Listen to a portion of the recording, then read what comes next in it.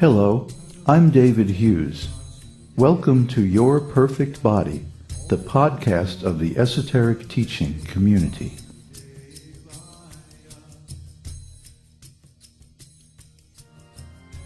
Today's selection is an essay entitled You Cannot Stop War, Part 2.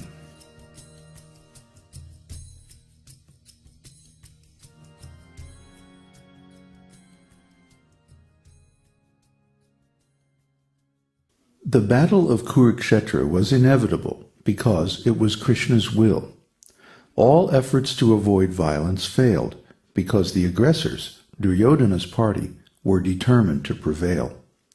Therefore, Arjuna's only honorable and intelligent course of action was to fight.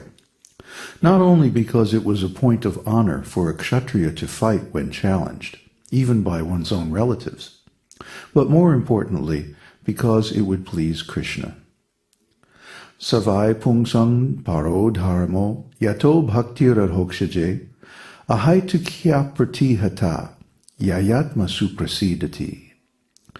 The supreme occupation, dharma, for all humanity is that by which men can attain to loving devotional service unto the transcendent Lord.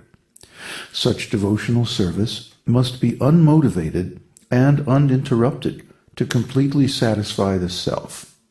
Srimad Bhagavatam 1-2-6. Bhakti means worship or service to the Supreme Lord. Bhaja sevayam. The Sanskrit root word bhaj is used for the purpose of rendering service, bhaja. And although bhaja is a verb, in Sanskrit grammar one can use kti pratyaya, the suffix kti, to make it a noun. So bhaj plus kti becomes bhakti. Bhakti means to satisfy Kṛṣṇa, the Supreme Personality of Godhead, by devotional service. The word bhakti cannot be applied to other kinds of worship. If somebody says, for example, that I am a great devotee of goddess Kali, that is not what is meant by bhakti. That is business, because there is always some selfish material purpose behind any demigod worship. Generally, people become a devotee of goddess Kali for eating meat.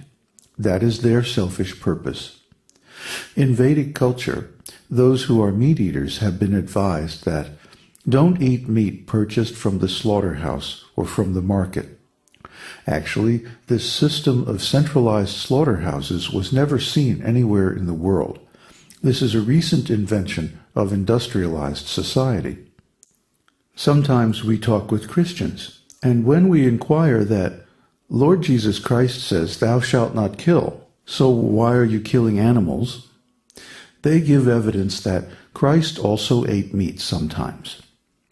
Even if we accept that sometimes Christ ate meat, even though it is not mentioned in the Bible, did Christ say that you should maintain huge industrial slaughterhouses, kill millions of animals, and eat meat at every single meal?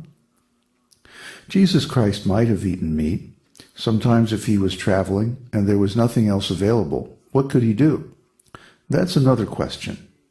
In great necessity, when there is no other food except meat, then eating meat is permissible to save your life.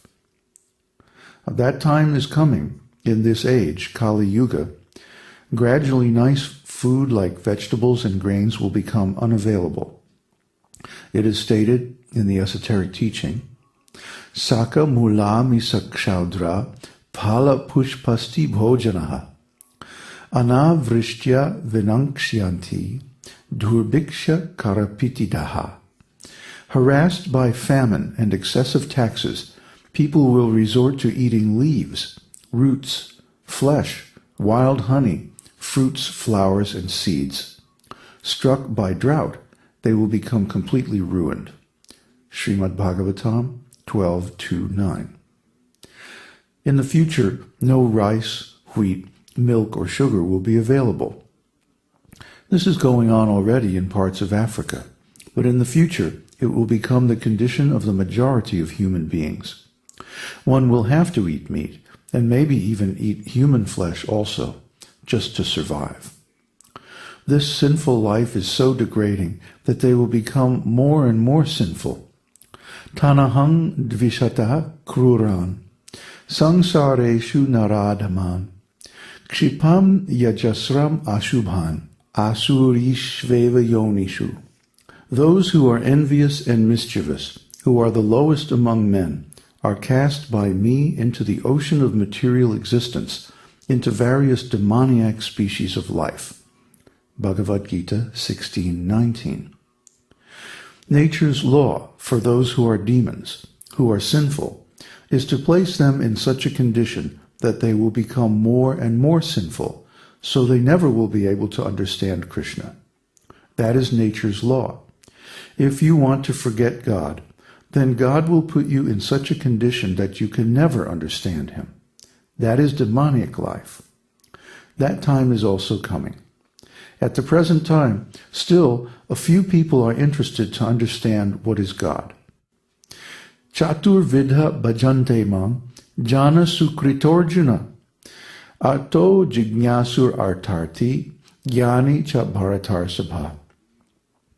O best among the Bharatas, Arjuna, 4 kinds of pious men render devotional service unto me: the distressed, the desirer of wealth, the inquisitive, and he who is searching for knowledge of the absolute truth. Bhagavad Gita 7:16. So, 4 kinds of men: Arto, Artarti, Jignasu, and Jnani. The distressed, the desirer of wealth, the inquisitive, and the one who is wise. They search after Kṛṣṇa.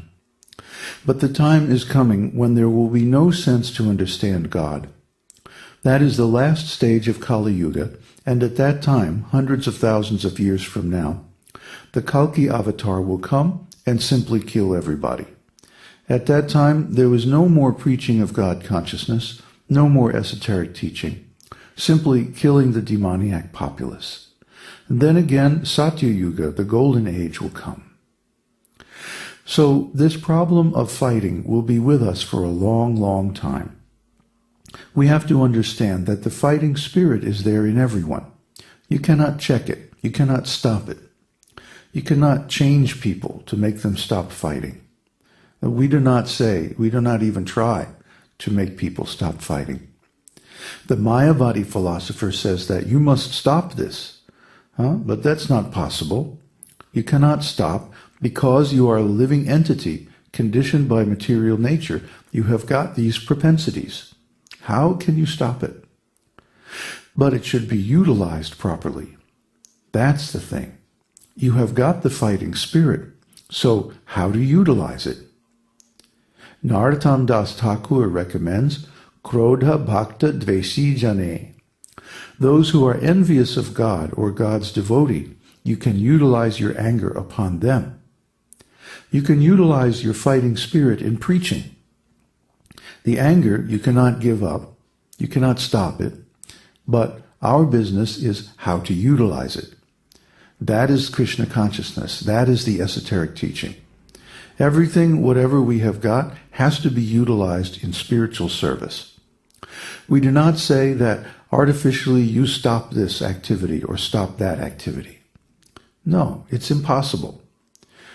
Kṛṣṇa says, Yat karoshi yadashnasi, yat juhosi dadasi yat tapasyasi konteya, tat kurvasya madarpanam. O son of Kunti, all that you do, all that you eat, all that you offer and give away, as well as all austerities that you may perform, should be done as an offering to me. Bhagavad Gita 9:27. Kṛṣṇa does not say that you do this or you stop doing that. He says, whatever you do is okay, but the result should be offered to me.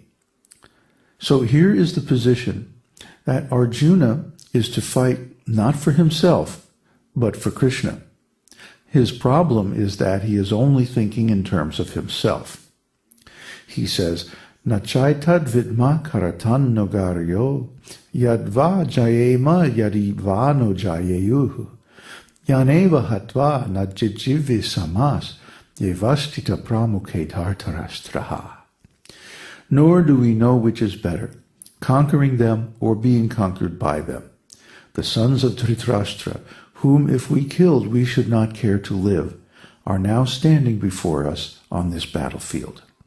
Bhagavad Gita 2:6.